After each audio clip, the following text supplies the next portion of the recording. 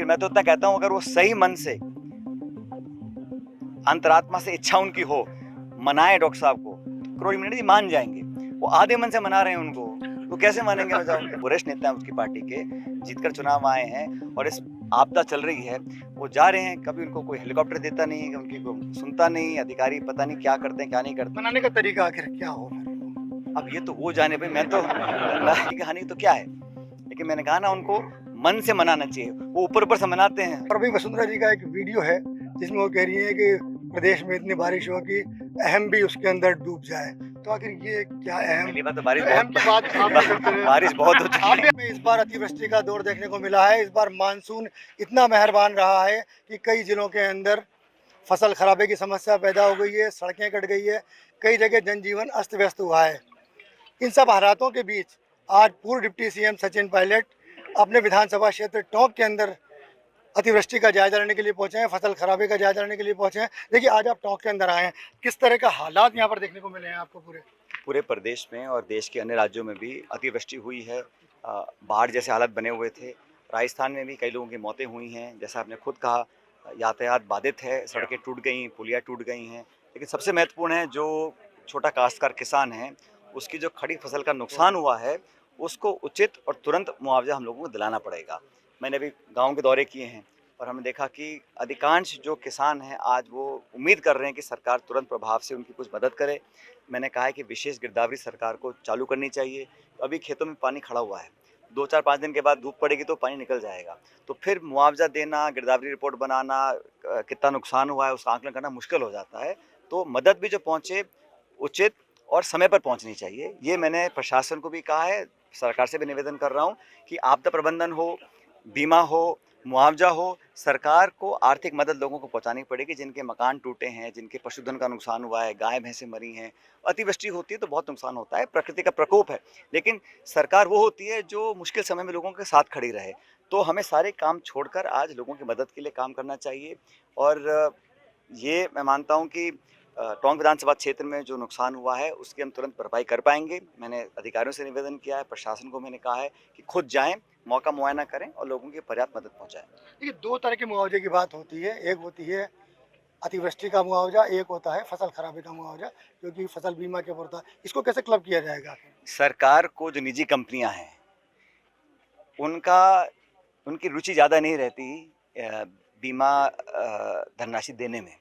तो सरकार को उनको सख्ती से बोलना पड़ेगा कि हमने आपका बीमा करवाया है, इन्हीं कारणों बीमा कराता क्यों है इंसान, कि जब कोई अनहोनी हो, जब अनहोनी हो और फिर आप कन्नी काटें या कम मुआवजा दें या कानूनी अड़चन पैदा करें, वो गलत होता है। तो आपदा प्रबंधन में जो आज बाढ़ के हालात थे, उसमें एक मुआवजा होता है जो डिजास्टर मैनेजमेंट का होता है, एसडीआरएफ का होता है। दूसरा होता है जब फसल कटाई होती है, उसमें बीज खराब निकलता है या कम अनाज पैदा होता है, उसका मुआवजा बीमा कंपनियां देती हैं। लेकिन सरकार की जिम्मेदारी बनती है, चाहे केसीसी के बीमा का प्रीमियम हो या व्यक्तिगत प्रीमियम हो, निजी कंपनियों को बाधित करें कि किसानों के साथ न्याय हो। और ये हर बार तो होता नहीं है, अतिवृष्टि बहुत कम होती है, तो सरकार और बीमा कंपनियों को मिलकर लोगों की पूरी मदद करनी चाहिए। हम जनप्रतिनिधि पूरा सहयोग करेंगे और बिना पक्षपात के होना चाहिए। इसमें ये तेरा मेरा सरकार विपक्ष की बात नहीं है, ये पूरे प्रदेश के सब किसान काश्तकार हैं, सबके सामूहिक रूप से मदद करनी चाहिए। लेकिन ये तो हर बार हालात देखने को मिलते हैं कि सरकार के ऊपर आरोप लगते रहे। जो कांग्रेस सरकार होती है, बीजेपी आरोप लगाती है। अब बीजेपी की सरकार है, कांग्रेस का बारी आई आरोप लगाने की। मैंने पूरी वार्तालाप में कभी आरोप नहीं लगाया किसी के ऊपर। आप दोबारा सुनना, तो मैंने कहा है, मैंने आरोप नहीं लगाया। मैंने कहा है कि हमें अपनी जिम्मेदारी का निर्वहन करना चाहिए, कहीं कमियों को ठीक करना चाहिए। सब किसान, 36 कौम, सब प्रदेश की संपत्ति हैं, किसी दल या पार्टी सरकार की नहीं है। मुश्किल समय में सारी बातें भूलकर एकजुटता से काम करना चाहिए। मैं तो सहयोग करने को तैयार हूँ। मैं विधायक मत से या और लोगों का सहयोग कर मेरे सब पार्टी कार्यकर्ताओं को मैंने कहा है, लोगों की मदद करें। इस मुश्किल घड़ी में हमें क्या देखना कि कौन पक्ष कौन विपक्ष, लेकिन जो डिपार्टमेंट है, जिसकी जिम्मेदारी है, जो संविधान में लिखा है कि आप सरकार बनाने के बाद उनकी मदद करेंगे, वो कागज पे नहीं होनी चाहिए ना, वो धरातल पे उतरनी चाहिए। तो आलोचना की बात नहीं है, लेकिन समय पर मदद ना पहुंचे और 3-6 महीने बाद मदद पहुंचे, उसका क्या लाभ है किसान को? तो मैं तो सिर्फ आग्रह कर रहा हूं और सरकार को कह रहा हूं कि आप तुरंत काम करें। हम सब इस मुश्किल घड़ी में सहयोग करने को तैयार हैं। ऐसे हालात में जब कृषि मंत्री का स्टेटस पता नहीं है कि वो कहाँ है, कैसे हैं, क्या करेंगे? कौन करेगा? स्टेटस तो पता है, घूम तो रहे हैं वो, लेकिन वो असमंजस बना हुआ है ना। और मैं तो पहले भी कहा, अगर भारतीय जनता पार्टी, ये उनका अंदरूनी मामला है, किसको रखें किसको नहीं रखें, कौन मंत्री रहे नहीं रहे, उनका अंदरूनी मामला है, सरकार का, मुख्यमंत्री का, प्रदेश की पार्टी का और देश की पार्टी का, भाजपा का। हमारा से कोई लेन देना नहीं है। लेकिन मैं तो इतना कहता हूं, अगर वो सही मन से, अंतरात्मा से इच्छा उनकी हो, मनाए डॉक्टर साहब को, तो करोड़ मिनट जी मान जाएंगे। वो आधे मन से मना रहे हैं उनको, वो कैसे मानेंगे बताओ। उनको ढंग से मनाना चाहिए, उनको मान सम्मान देना चाहिए। वो वरिष्ठ नेता हैं उसकी पार्टी के, जीतकर चुनाव आए हैं और इस आपदा चल रही है, वो जा रहे हैं। कभी उनको कोई हेलीकॉप्टर देता नहीं, उनकी को सुनता नहीं, अधिकारी पता नहीं क्या करते हैं क्या नहीं करते हैं। लेकिन जिम्मेदारी तय होनी चाहिए और लोगों को व्यक्तिगत अपनी सोच व्यापक करनी चाहिए और देश और प्रदेश में जो आज मुश्किल का समय है उसके लिए बढ़ चढ़कर काम करना चाहिए। मनाने का तरीका आखिर क्या हो फिर? अब ये तो वो जाने भाई, मैं तो नाराज भी उन्होंने किया होगा, मैं तो ये कह सकता हूँ, मेरा हमारी पार्टी का मामला तो है नहीं। हम तो हम सबका सम्मान करते हैं और वरिष्ठ नेता हैं और काफ़ी समय से काम कर रहे हैं, उनको जिम्मेदारी दी है पार्टी ने। तो अब अगर ये लंबा खींचेगा तो उसमें प्रदेश का नुकसान होता है, इसमें व्यक्ति की हानि तो क्या है। लेकिन मैंने कहा ना, उनको मन से मनाना चाहिए। वो ऊपर ऊपर से मनाते हैं तो वो मानते नहीं है, उनको मजबूती से मनाना प्रदेश के चाहिए। अंदर, उदयपुर के अंदर एक फिर से हिंसा की घटना हुई। एक छोटी सी बात का विवाद बहुत बढ़ गया और आज ये हालत हो गई कि वहाँ आगजनी हुई। इस तरह के कानून व्यवस्था के अंदर समस्या पैदा हुई। सरकार को पकड़ना चाहिए, ये विवाद कराने वाले लोग कौन हैं। छोटी सी घटना है, इस पर इतना बड़ा क्यों? कौन लोग हैं जो इन भावनाओं को भड़काते हैं? भाई भाई को लड़ा रहे हैं, स्कूल के बच्चे आपस में लड़ रहे हैं और दंगा फैल रहा है। कौन ताकतें हैं जो लोगों को आपस में टकराने का काम करती हैं? मैं तो आप हाथ जोड़ के अपील करता हूँ, हिंसा की जगह किसी सभ्य समाज में नहीं है।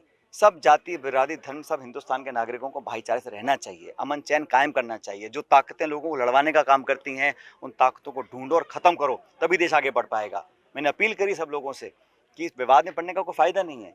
हिंसा से संपत्ति नष्ट हो रही है, मारकाट हो रही है, तनाव पैदा होता है, किसी का लाभ नहीं है। तो सरकार को सख्ती से कार्रवाई करनी चाहिए और इस प्रकार की अफवाहों को जो जन्म देते हैं, उन लोगों पर कार्रवाई करनी चाहिए। ये बांग्लादेश में जिस तरह के हालात बने, अब बीजेपी आरोप लगा रही है कि कांग्रेस नदारद है इस पूरे मामले से कहीं ना कहीं। बात बांग्लादेश की हो रही है, केंद्र की सरकार बीजेपी की है, राज्य की सरकार बीजेपी की है, इसमें कांग्रेस का क्या रोल है? हम तो कह रहे हैं आप मदद करो ना जाके। देश और दुनिया में कहीं किसी पर अत्याचार होता है, हत्या होती है, अपहरण होता है या दुष्कर्म होता है, उसकी सब निंदा करते हैं। और आज बांग्लादेश में जो वहाँ के अल्पसंख्यक हैं, हिंदुओं पर अटैक लगातार हो रहा है, तो केंद्र सरकार को अपने प्रभाव का इस्तेमाल कर कर उनकी मदद करने के आगे बढ़ना चाहिए। हम सब समर्थन में हैं और कौन हिंसा हत्या को का समर्थन कर सकता है। तो ये इसमें समझ नहीं आता, बीजेपी बांग्लादेश में कुछ घटनाक्रम हो रहा है उसका भी लेखा जोखा कांग्रेस से पूछना चाहती है। आप 11 साल से सरकार में हैं, आप बड़े बड़े युद्ध रोक सकते हो यूक्रेन रूस के, तो वहाँ जाके आप मदद क्यों नहीं कर सकते जो लोगों पर मारकाट मच रही है? तो सरकार की विदेश नीति और कूटनीति का कुछ परिचय देना चाहिए और कुछ कार्रवाई करनी चाहिए। प्रदेश में 6 जगह उपचुनाव, खास तौर से हम कहें तो हम तो ये कहेंगे कि आपकी प्रतिष्ठा दाव के ऊपर। ऐसा है, ये जब चुनाव होते हैं तो दल लड़ते हैं और जो लोकसभा चुनाव में परिणाम आए वो अप्रत्याशित थे, भाजपा को उम्मीद नहीं थी, लेकिन 11 जगह बीजेपी हारी है। तो सबने मिलकर मेहनत करी, कार्यकर्ताओं ने एकजुटता दिखाई, तभी हम लोग चुनाव अच्छे परिणाम लेकर सामने आए हैं। अब जहाँ 6 जगह चुनाव होगा उपचुनाव, वहाँ पर भी 6 की 6 सीट कांग्रेस पार्टी जीतने वाली है। और मैं इसलिए कह रहा हूँ क्योंकि भारतीय जनता पार्टी कहीं ना कहीं वो थोड़े सहमे हुए हैं लोकसभा चुनाव के परिणामों के बाद। वो एक राज्य एक देश एक चुनाव की बात करते थे, वो 4 राज्यों में चुनाव साथ नहीं करा पा रहे हैं। क्या वजह थी कि झारखंड और महाराष्ट्र के चुनाव नहीं करवाए, सिर्फ हरियाणा और कश्मीर के चुनाव करा रहे हैं? तो ये कहते कुछ हैं करते कुछ हैं, बैकफुट पे हैं। हरियाणा में तो हम 3/4 बहुमत के साथ सरकार बनाएंगे और कश्मीर में भी इंडिया अलायंस की सरकार बनने वाली है। बीजेपी लगातार पीछे होती जा रही है और वो जानते भी हैं। जैसे राहुल जी ने कहा 2 दिन पहले कि सदन के अंदर हम देखते हैं तो प्रधानमंत्री बाकी मंत्रियों के चेहरे मुरझाए हुए हैं। भाई आप 400 की बात करते थे, आप 240 पे आके अटक गए। बड़े बड़े आपने दावे वादे किए थे, लगातार आप सरकार में 11 साल से हैं और प्रधानमंत्री बोलते हैं मैं पंचवाद पे अटैक करूंगा, मैं भ्रष्टाचार पे अटैक करूंगा। तो 11 साल से किस पे अटैक कर रहे थे आप? भाई 11 साल सरकार में रहे आप, क्या परिणाम है उसका? तो ये जनता सब देख रही है। धीरे धीरे भाजपा का जो मानचित्र है वो घटता चला जाएगा और कांग्रेस दोबारा मजबूत होगी। देखिए, जब कांग्रेस सरकार रही तब आप वसुंधरा जी पे खासे हमलावर रहे और अभी वसुंधरा जी का एक वीडियो है जिसमें वो कह रही है कि प्रदेश में इतनी बारिश हो कि अहम भी उसके अंदर डूब जाए। तो आखिर ये क्या अहम? पहली बात तो बारिश अहम की बात आप भी करते रहे। बारिश बहुत हो चुकी आप भी है। अहम को लेकर जिक्र करते रहे। नहीं नहीं, ऐसा है, आप गलत कह रहे हैं। मैं प्रदेश का अध्यक्ष था और वसुंधरा जी मुख्यमंत्री थी। मैंने हमेशा नीति, पॉलिसी, प्रोग्राम, सरकार की गवर्नेंस, सरकार का काम करने का तरीका, कहीं अनदेखी हो, अत्याचार हो, उसके खिलाफ आवाज़ उठाई थी मैंने। आपने देखा होगा पिछले 20-25 सालों में मैंने कभी भी व्यक्तिगत टिप्पणियां नहीं करी हैं। मैंने हमेशा सैद्धांतिक बात को रखा है और विपक्ष में रहते हुए मेरी जिम्मेदारी बनती थी अध्यक्ष के नाते मैं सरकार की जवाबदेही तय करूं, और मैंने प्रतिदिन करी 5 साल। तभी वो 165 से 70 पे आ गए और हम लोग सरकार बना पाए थे। और जो उन्होंने कहा बेहतर तो होगा, उसका जो अनुवाद है आप उन्हीं से कराओ। उन्होंने छुपे लहजे में क्या बोला क्या नहीं बोला, उनसे पूछो क्या एक कहते बड़ा थे उन्होंने वो। साफ कहा कि पहले था कि जियो और जीने दो, अब ये है कि जियो और मरने दो। तो मैंने कहा ना, तो वो किसको बोलना चाह रही थी भाई, हम तो सब जी रहे हैं और हमको जीने भी दे रहे हैं। वहीं पे कोई ना जीने दे रहा तो उसका मैं क्या कर सकता हूँ। ये तो उनके अंदरूनी बीजेपी की बात है, और दूसरी दलों के ऊपर मैं टिप्पणी क्यों करूँ। तो ये थे सचिन पायलट, एआईसीसी के महासचिव और पूर्व डिप्टी सीएम राजस्थान के, जिन्होंने खुले मन से पूरी बातें करी। ये कहा कि इस अतिवृष्टि के समय के अंदर सरकार को किसी भी तरह की राजनीति नहीं करनी चाहिए, बिना राजनीति के किसानों की मदद के लिए आगे आना चाहिए। मनोज तिवारी,